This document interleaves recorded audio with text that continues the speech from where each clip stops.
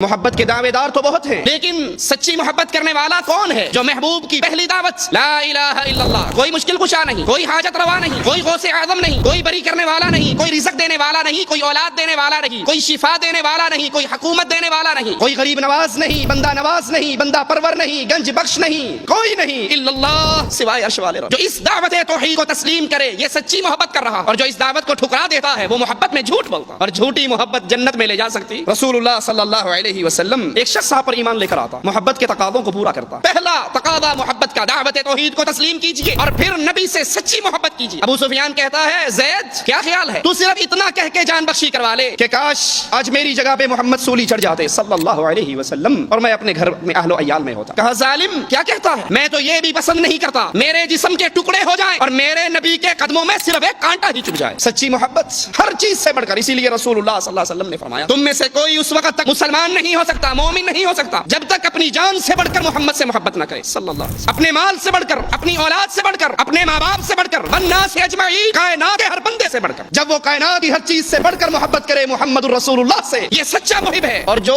انگوٹھے چومنے میں تو نبی سے محبت کرے، جو میلاد منانے میں تو نبی سے محبت کا دعویٰ کرے، لیکن نہ اپنی جان سے بڑھ کر نبی سے پیار کر رہا ہے، نہ بیگم سے بڑھ کر، نہ ماں سے بڑھ کر، نہ باپ سے بڑھ کر، نہ بہن سے بڑھ کر، نہ بھائی سے بڑھ کر، نہ برادری سے بڑھ کر، یہ محبت میں جھوٹ بولتا ہے۔